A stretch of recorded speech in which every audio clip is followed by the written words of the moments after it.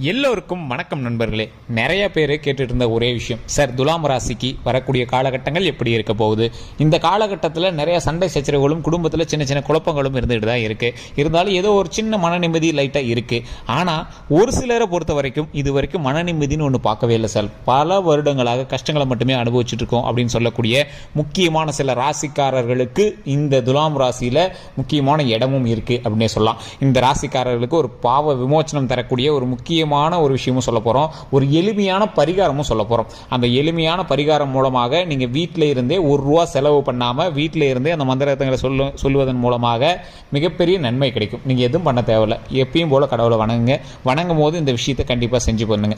அதே மாதிரி ஒரு முக்கியமான ஒரு விஷயம், நிறைய பேர் தனிப்படையான ஜோதிடம் பார்க்கணும்னு ஆசைப்படுறீங்க. இப்போ நான் சொல்கிறது பொது பலன். துலாம் ராசியில் 10-15 கோடி பேர் இருப்பாங்க. எல்லாருக்கும் இது மேட்ச் ஆகுமா அப்படின்னா அவங்களுக்குன்னு தசாபுத்தி தனியாக இருக்குது, நட்சத்திரம் தனியாக இருக்குது, லக்கினம் தனியாக இருக்குது. அதோட நீங்கள் வசிக்கக்கூடிய வீடு, நீங்கள் இருக்கக்கூடிய லொக்கேஷன் இருக்குது பார்த்தீங்களா, அது எந்த இடங்கிறத பொறுத்து இருக்குது. உங்கள் கூட பிரயாணிக்கக்கூடிய மற்ற ராசிகளை பொறுத்து இருக்குது. இப்போ நீங்கள் தந்தையராக இருக்கீங்க, உங்களோட மகனுக்கு நல்ல ராசி போயிட்டுருக்கு அப்படின்னா அது நல்லா தான் செட் ஆகுங்க. அதே உங்களோட மகனுக்கு கொஞ்சம் ஒரு மாதிரி ராசி இப்போ கொஞ்சம் இதாக இருக்குது அப்படின்னா அதற்கு தகுந்தாற் போல தான் உங்களுக்கு செயல்படுங்க. ஸோ அதற்கு பொறுத்து தான், அந்த விஷயங்களை பொறுத்து தான் தனிப்படையான ஜோதிடம் பார்க்கணும் அப்படிங்கிறது. நான் ஃபோன் நம்பர் கீழே கொடுத்துருக்கிறேன். எந்த ஒரு சந்தேகம் இருந்தாலும் உடனே ஃபோன் பண்ணி கேட்டு தெரிஞ்சுக்கலாம். உங்களுக்கு எந்த வகையான கேள்வியாக இருந்தாலும், திருமணம், குழந்தை சம்மந்தப்பட்டது, தொழில் சம்மந்தப்பட்டது, செல்வம் சம்மந்தப்பட்டது, வீட்டு பிரச்சனை, மன பிரச்சனை, எந்த பிரச்சனை இருந்தாலும் உடனடியாக ஃபோன் மூலமாகவே இவங்க பரிகாரம் சொல்லி க்ளீன் பண்ணி கொடுத்துருவாங்க.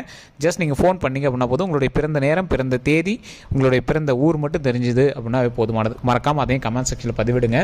அதே மாதிரி நிறைய பேருக்கு எந்த வகையான உங்களுடைய கேள்விகளாக இருந்தாலும் உடனடியாக ஃபோன் மூலமாகவே நீங்கள் தொடர்பு கொண்டு அந்த பிரச்சனையை நீங்கள் சால்வ் பண்ணிக்கலாம்.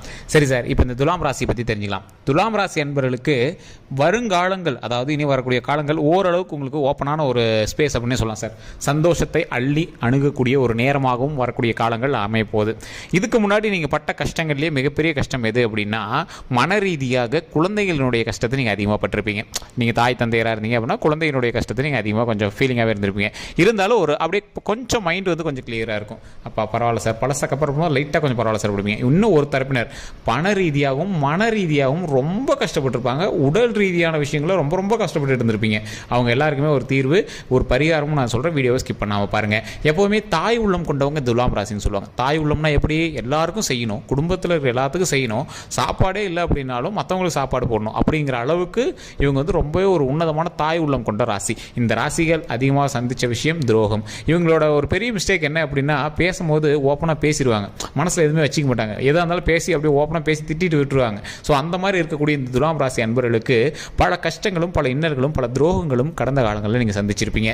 அந்த கஷ்டங்களாக எப்படி தீர்க்கணும் அப்படின்னு கடவுள்கிட்ட அப்படி பிரார்த்திப்பீங்க. துலாம் ராசியினுடைய சாராம்சமோ என்னமோ தெரியல, குலதெய்வ வழிபாடின் மூலமாக உங்களுக்கு குலதெய்வம் நிறைய விஷயங்களும் உங்களுக்கு உறுதுணையாக இருக்கும். நிறைய இன்டிமேட் பண்ணும், இந்த விஷயத்தை பண்ணாத, இந்த விஷயம் தான் நடக்க போது, நீ அதற்கு தகுந்தாற் போல நடந்துக்கோ, இந்த விஷயம் தான் இருக்குது அதுங்கிற மாதிரி ஏதோ ஒரு இன்டிமேஷன் உங்களுக்கு கொடுக்கும். நீங்கள் குலதெய்வத்தையே வணங்காமல் சாமியினுடைய அருளே நீங்கள் சாமியவே நான் கும்பிட்றதில்ல சார் அப்படின்னாலும் இந்த துலாம் ராசிக்காரங்க அடுத்து என்ன நடக்க போகுது அப்படிங்கிற இன்டிமேஷன் உங்களுக்கு கண்டிப்பாக தெரிஞ்சிருக்கும். அது உண்மை அப்படின்னா மறக்காம கமெண்ட் செக்ஷனில் பார்த்து விடுங்க.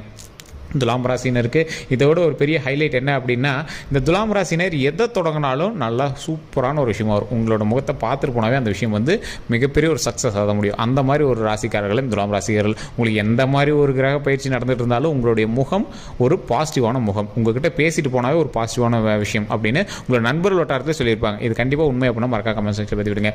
ஒரு சில நேரங்களில் உங்கள் மேலே நிறைய பேர் கோவப்படலாம். என்ன தான் கோவப்பட்டாலும் குடும்பத்தில் இருக்கிறீங்களே அவங்க மேலே பழி சுமத்தலாம், திட்டலாம், என்ன வேணாலும் பண்ணியிருப்பாங்க. ஆனால் அத்தனைக்கு மேலே உங்களை கடவுளாக நினைப்பாங்க. அவங்களோட வார்த்தைகள் அப்படி இருக்குமே தவிர என்ன இருந்தாலும் நீங்கள் தான் மெயின் அப்படிங்கிற மாதிரி தான் உங்களோட ஃபேமிலியில் நடந்துகிட்ருக்கும். அதே மாதிரி இலகிய மனம் கொண்ட உங்களை நிறைய பேர் ஏமாத்துறது தான் பார்த்துருவாங்க. நிறைய ஏமாற்றங்கள் நீங்கள் சந்திச்சிருப்பீங்க. பண விஷயங்கள் நிறைய இடங்களை கொடுத்து மாட்டியிருப்பீங்க. இந்த பிரச்சனைகள் எல்லாமே தூக்கி வெளியே போட்டுட்டு இனி வரக்கூடிய காலங்கள் சந்தோஷமாக மகிழ்ச்சியாக வாழக்கூடிய ஒரு காலங்களாக அமையப்போகுது. அந்த காலங்களுக்கு நீங்கள் வணங்க வேண்டியது எப்பவும் போல் ஃபஸ்ட்டு பாயிண்ட் உங்களுடைய குலதெய்வம் தான். துலாம் ராசிக்கு வேறு யார் கையை பிடிக்கிறதுனாலும் ஃபஸ்ட்டு குலதெய்வத்தின் கையை பிடிக்கணும். ஸோ குலதெய்வத்தின் கையை பிடிச்சதுக்கு அப்புறம் தான் நீங்கள் எந்த ஒரு விஷயத்துக்கும் அதற்கு தகுந்த தெய்வத்தை போய் நீங்கள் வழிபடணும். நீங்கள் கை கூப்பி போய் கும்பிடணுங்கிற அவசியமே கிடையாது.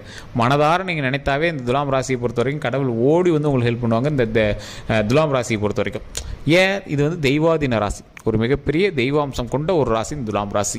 இது உங்களுக்கு நான் சொல்கிறதுனால என்ன சார் அப்போலாம் ஒன்றும் தெரியலையே சார் அப்படின்னு நீங்கள் சொல்லலாம். ஆனால் உங்களையே நீங்கள் வந்து ஒரு நிமிஷம், ஒரு 10 நிமிஷம் ஃப்ரீ பண்ணி பாருங்கள். 10 நிமிஷம் ஃப்ரீ பண்ணி உங்களுக்கு வந்த சிக்கல்களுக்கு முன்னாடி எல்லாமே உங்களுக்கு ஒரு இன்டிமேஷன் கொடுத்துருக்கும். கண்டிப்பாக சொல்கிறேன், இந்த துலாம் ராசினர் இது உண்மைனா மறக்காமல் சொல்லுங்கள். ஏன்னா இந்த துலாம் ராசினரை பொறுத்த வரைக்கும் மட்டும்தான் அந்த பவர் வந்து அதிகமாக இருக்குது, தெய்வ ஆற்றல் வந்து அதிகமாக இருக்கிறது. இது மாதிரி ஒரு சில ராசிகளுக்கு இருக்குது, ஆனால் அதை விட அதிகமாக துலாம் ராசிக்கு தான் இருக்குது. அதே மாதிரி குறிப்பிட்ட நட்சத்திரங்களுக்கு இன்னுமே கொஞ்சம் அதிகமாகவே இருக்குது அப்படின்னு சொல்லலாம்.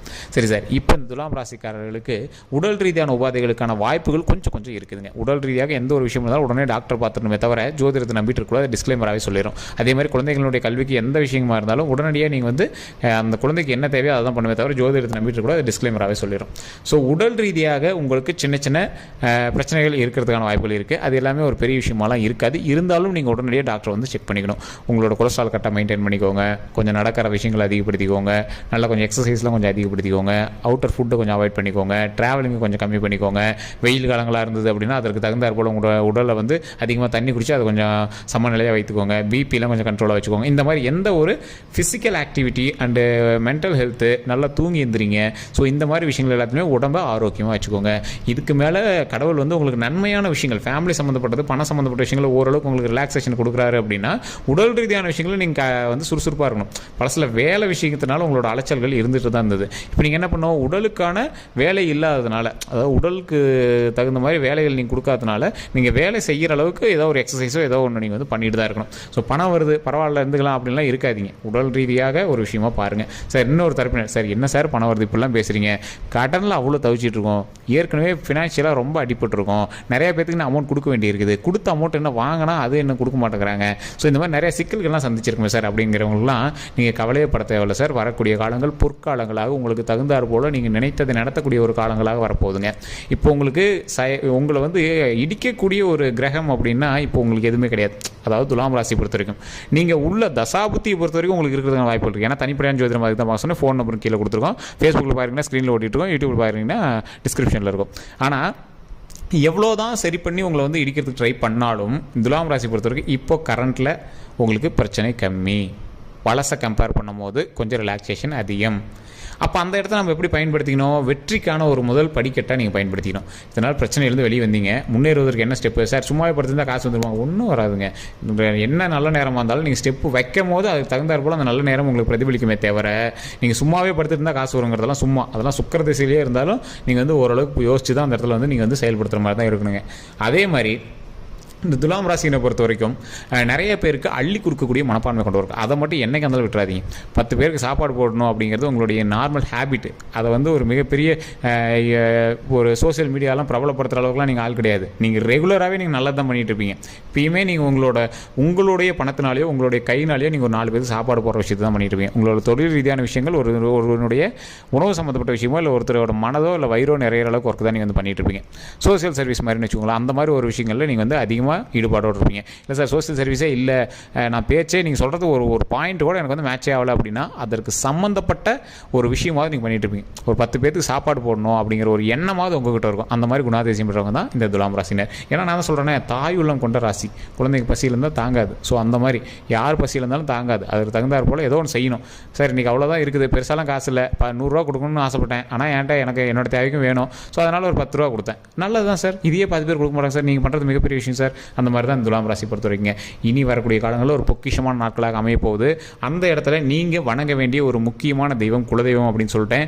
அதே மாதிரி தன்வந்திரி அப்படின்னு ஒரு விஷயம் இருக்குங்க. சகல நோயும் குணமடைகிற ஒரு மிகப்பெரிய ஒரு மந்திரமும் இருக்குது.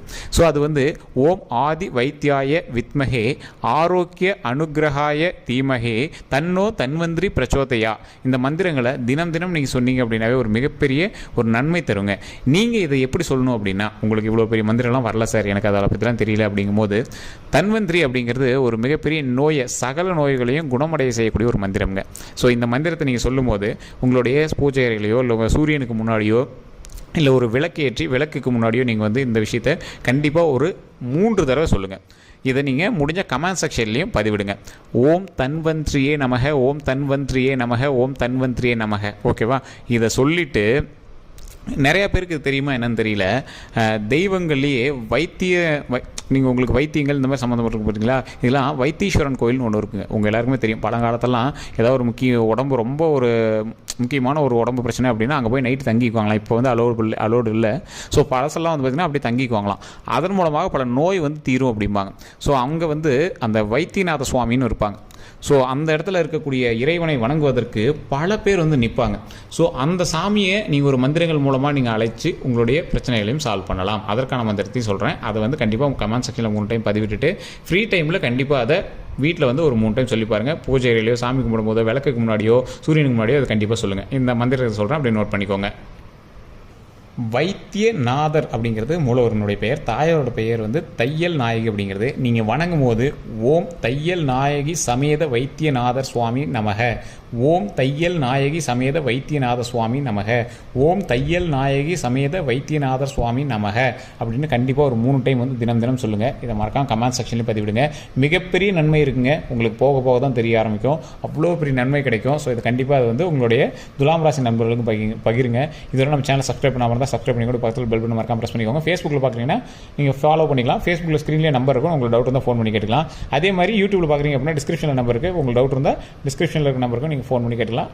யூடியூப்பில் பார்த்துருக்கீங்க அப்படின்னா கண்டிப்பாக நீங்கள் வந்து சப்ஸ்கிரைப் பண்ணிவிட்டு ஃபாலோ பண்ணிட்டு பக்கத்தில் பெல் பட்டன் இருக்கும். அதை ப்ரெஸ் பண்ணி அதில் ஆல் அப்படின்னு கிளிக் பண்ணிக்கோங்க. எல்லோருக்கும் நன்றி நண்பர்களே.